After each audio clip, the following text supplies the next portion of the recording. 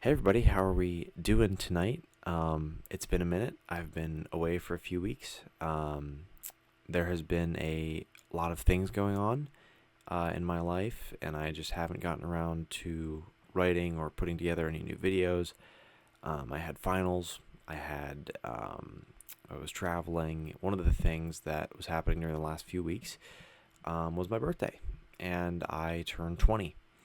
And as you probably saw in the title, I want to go over the biggest and the most important lessons I have learned, not in the past year, but in the past 20 years, my life. What are the biggest lessons I've learned? Obviously, we've already talked about a lot of them on the channel, probably in some regard or another. But I think this would be a fun time to put some of those together, and I thought this would be a good video. Hopefully, it can be helpful. So, um, let's get into it. So, the first, these are in no particular order, by the way. These are just how I listed them and then notated them. So, the first lesson I've learned, this one has been, I wouldn't say it's new to me, but it is something that I have really started to truly understand in the past couple years. But I really started getting a grip on this maybe 4 years ago. But anyway, this lesson would be, of course, that gratitude and humility resolve suffering. So let's break that down a little further. Humility, what do I mean? Introspection is the key to humility as far as I've been able to find. Journaling, prayer, meditation, spending time truly investigating yourself. All of these are very useful tools for introspection. And when you introspect, you have a better grasp. You understand yourself better, of course. And when we understand ourselves, it reveals how far short we are of the ideal, of what we're asked to be.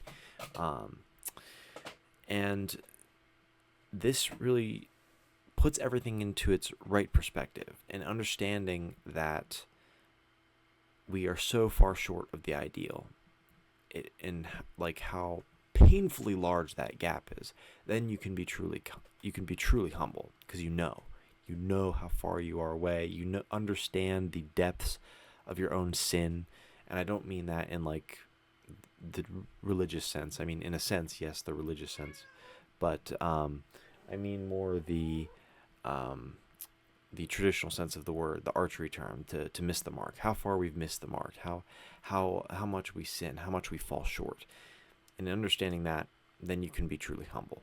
So that's the first component of that. But I also said gratitude. So why gratitude? How do we deal with that? Why does that resolve suffering?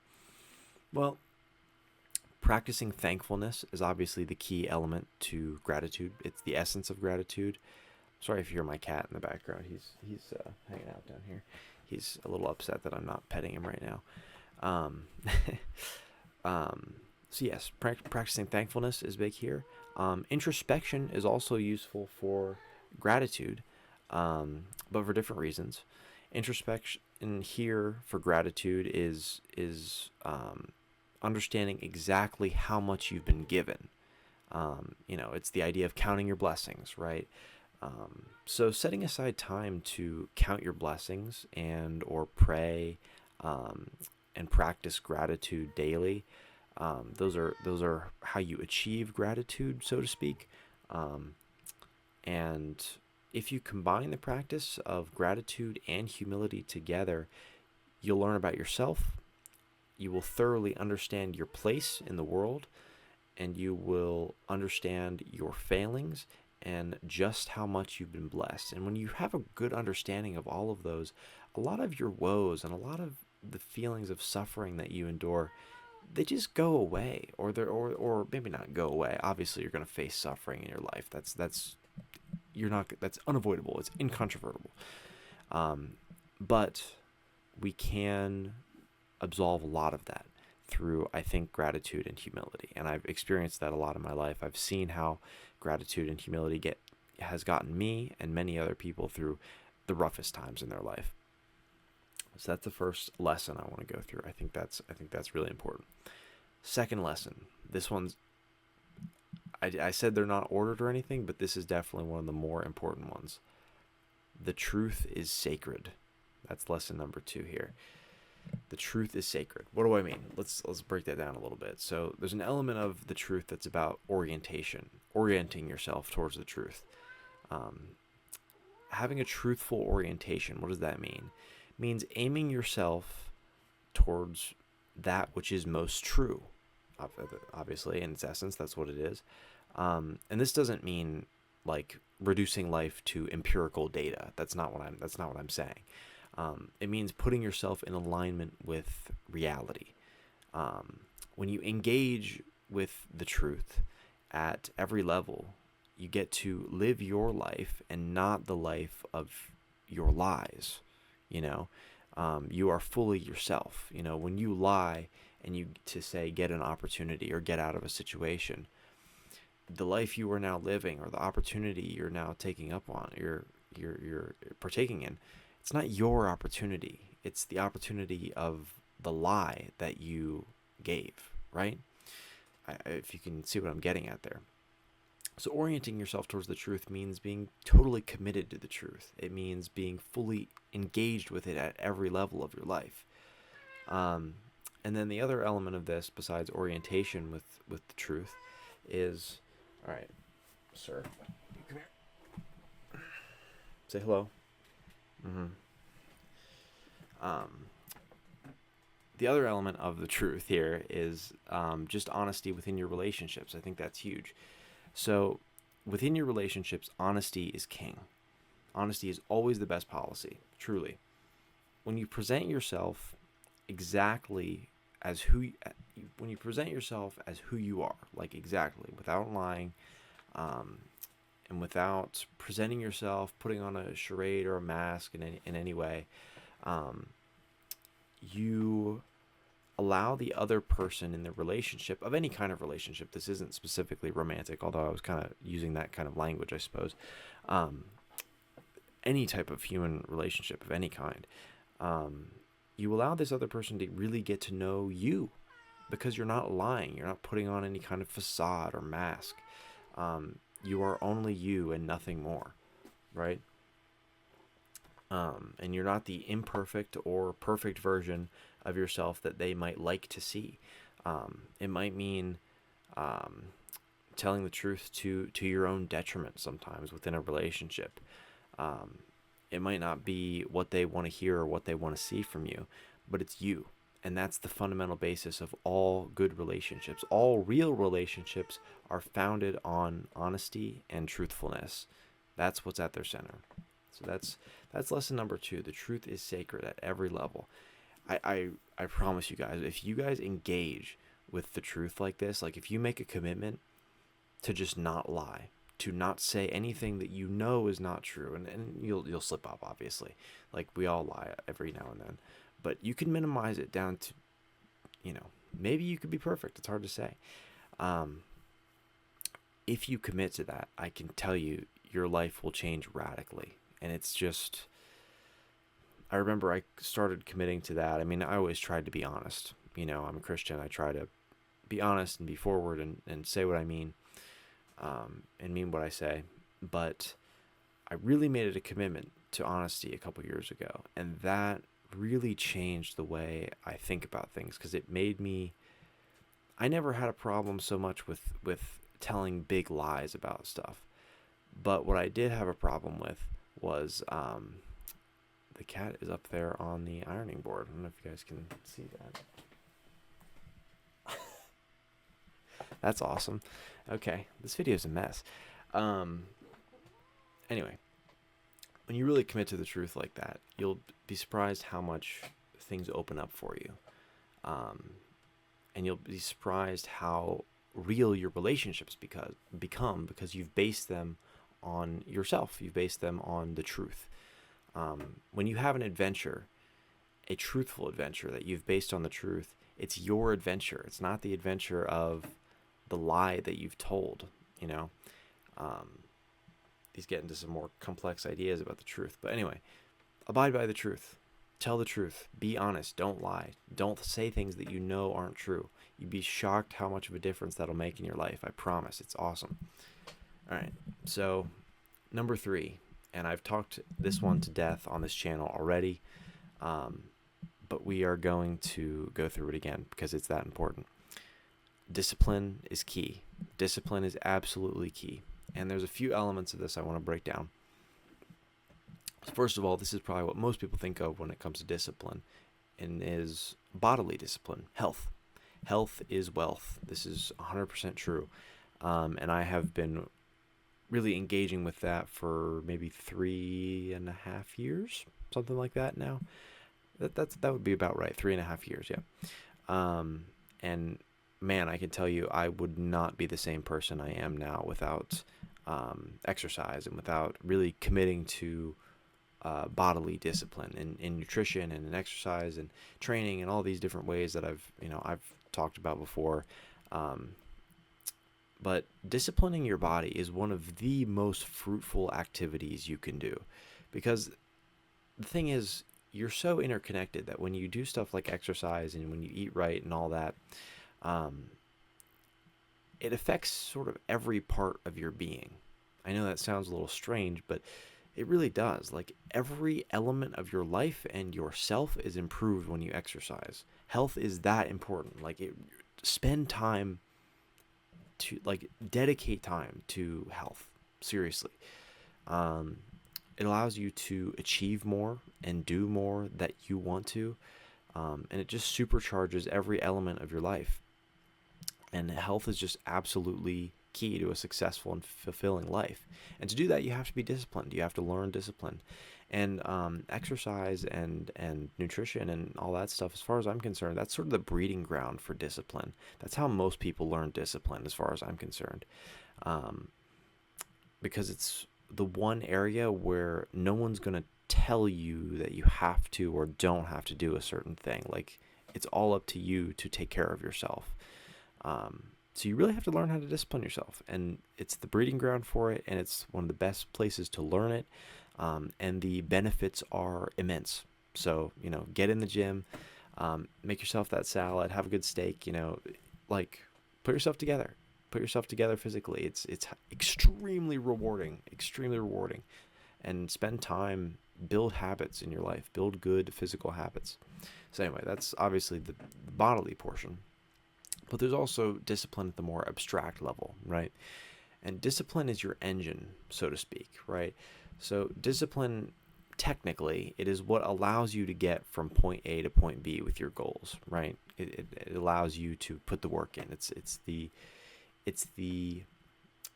drive that allows you to get from point A to point B with your goals, because it's the motivation, or it's the action. How do we characterize discipline? What's the best way to characterize that? It's not really an action. It's a habit, maybe. I don't know. It's a character trait, I suppose. It's the character. That's probably the best way to think about it, because it's grit, right? That's sort of what it is. It's grit mixed with habit. That's what discipline is. That's a good definition. I like that. I'm gonna keep that in mind when I talk about discipline more in the future. Grit and habit. And that's what allows you to get from point A to point B. It allows your aims and goals to come to fruition. That is technically what discipline does.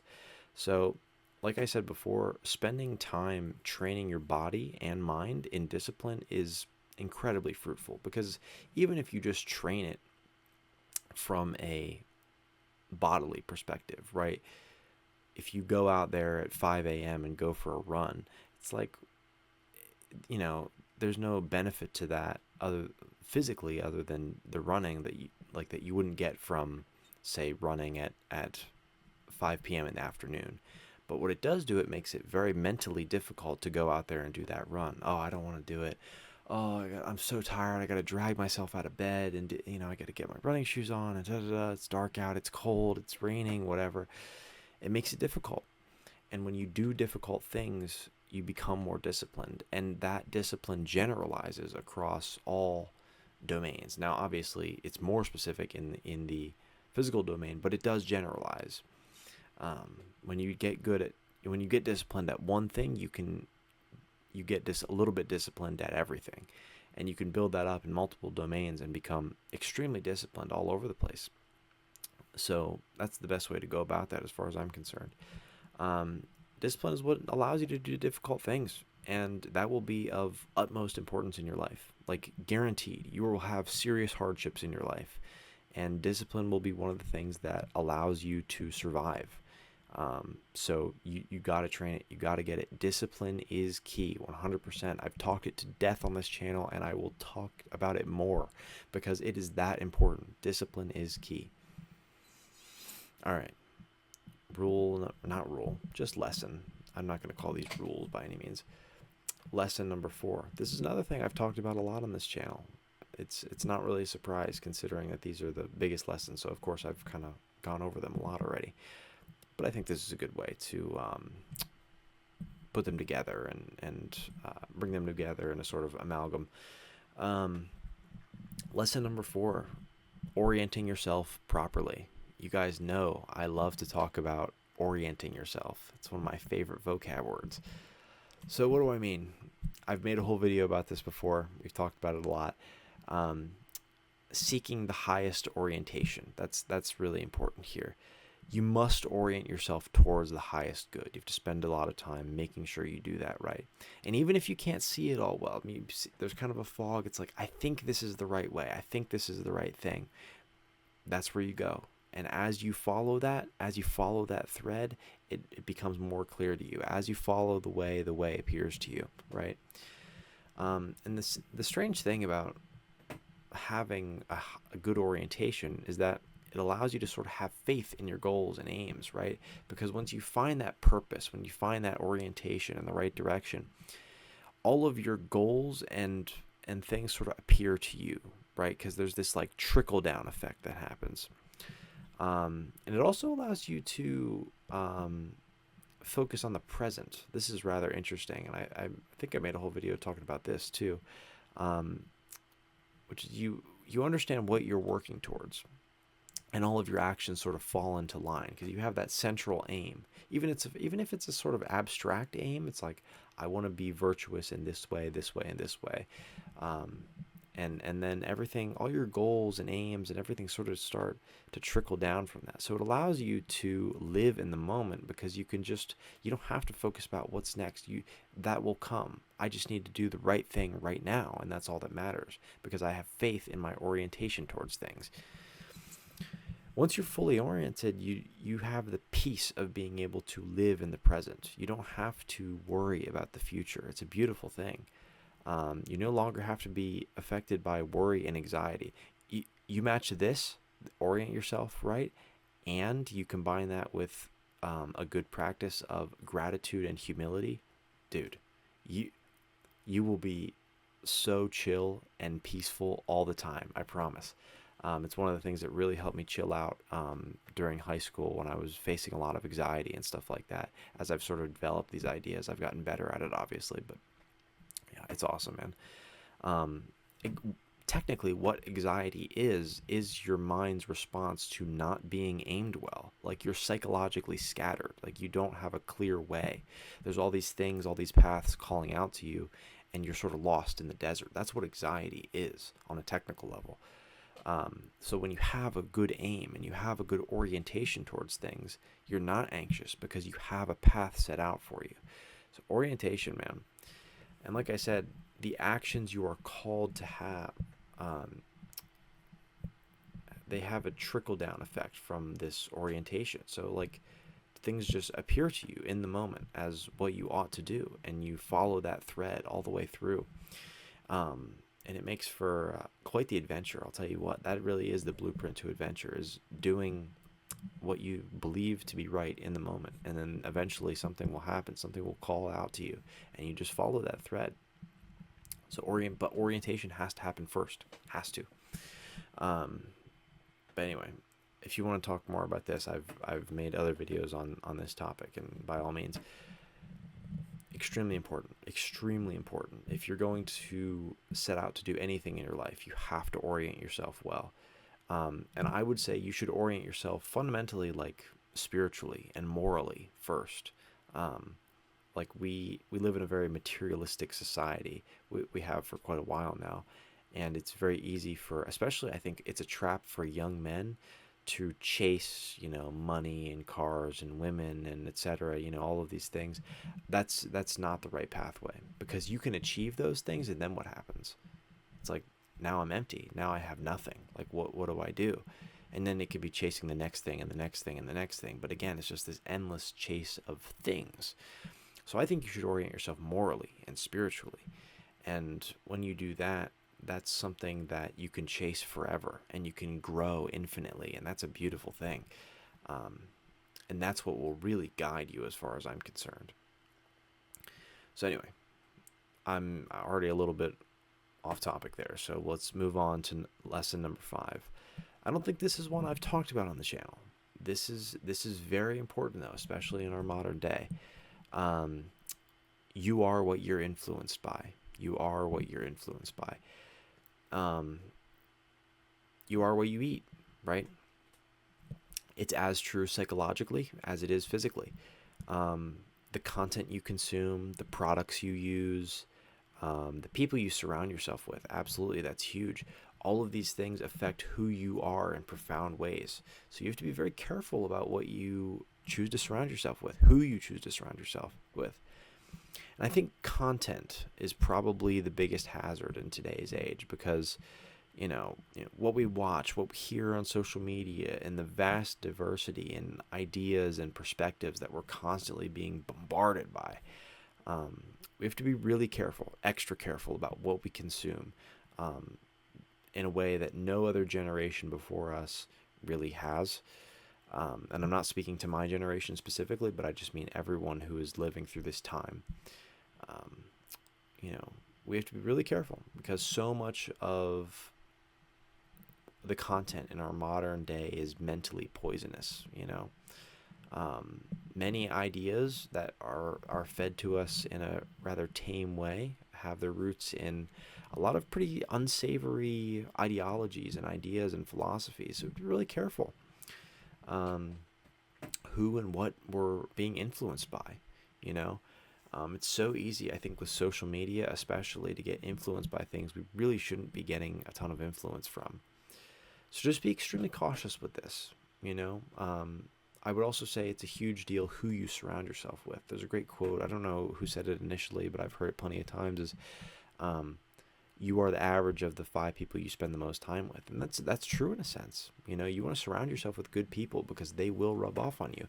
And you don't want to surround yourself with bad people, because the same thing will happen. They will also rub off on you. So again, very careful with who you're surrounded with, what you're surrounded with, what's influencing you. Be super careful with that. This is a newer lesson that I've learned, but I've found to be incredibly important.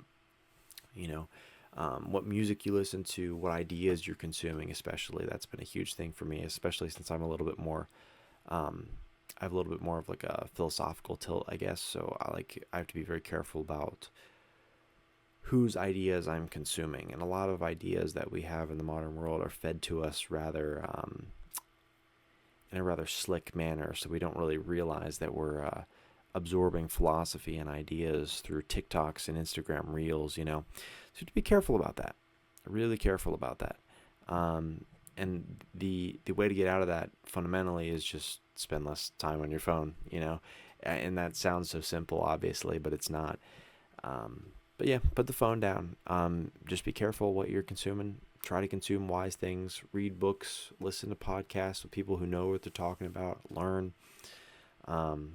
Build up a toolbox of things to handle and deal with new people and new ideas, so that you can know and that you can recognize when stuff is being fed to you, stuff like that. So anyway, that's lesson number 5. Less things to say on that, because I haven't thought that one through as deeply as I probably could. But anyway, number 6.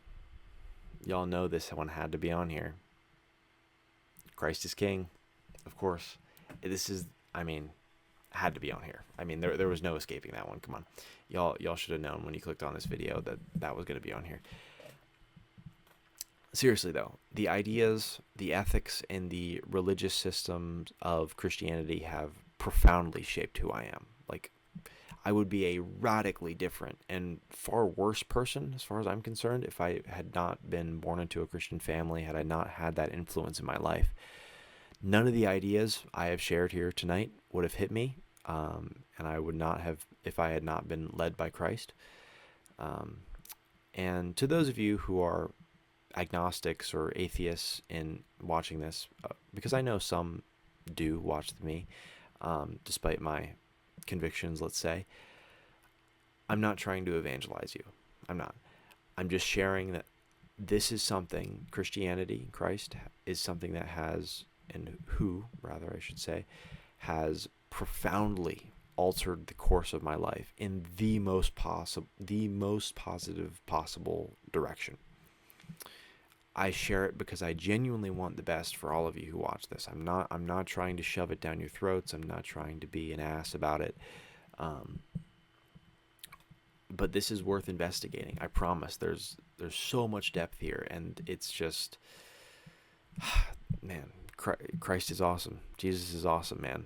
Get in there. Figure out who he is, man. And if you're still not convinced, I think there's something important to remember. If you're like really hardcore atheist, this is something important to remember that I don't think gets brought up enough. The Christian ethic substructure that undergirds the West and undergirded the Enlightenment, by the way, is exactly what supports all of the philosophy of science that we have now. Like, the moral framework that Christ provided the world is what gave birth to science in the first place. And science could not exist without that religious or moral substructure. However you want to characterize it, doesn't really matter to me. So I really think, even if you're a stone cold atheist, it is worth investigating. Truly, I really think it's worth your time. Investigate Christ and see what's up with him. See what's going on there. Yeah, I promise you, he is worth your while. Nothing has changed the world quite like Christianity ever. There's a reason this story and this tradition has stuck around for the last 2,000 years. It's not for nothing. Like, there are profound ideas and events that have taken place and exist. Get in there. Christ is important. And of course, that had to be in the biggest lessons I've learned. I mean, that's just it. That's a huge part of who I am. So, anyway, I hope this has been enjoyable. I miss making these. It's been a couple weeks, obviously, so hopefully y'all can enjoy this. Sorry, I know the quality's a little buggy. I know my camera was a little funky. I was having some technical difficulties, so this is probably questionable quality, but hopefully it's at least watchable. I miss you guys, and I genuinely, again, pray for all of you. Blessings upon all of you. And of course, if you guys have any topics you want to hear me cover, I am happy to do that. Let me know. I'm happy to talk about stuff you guys want to hear me talk about. You want to hear my thoughts on things, let me know. I have a little more time now that school is done. I got my associates, by the way. That's fun. I don't think I said that at the beginning. So I have a little more time to sit and write about more complex stuff that I want to talk about on here. So that's exciting. But anyway, I will see you guys next week. And again, I'll be praying for all of you. See ya. Bye.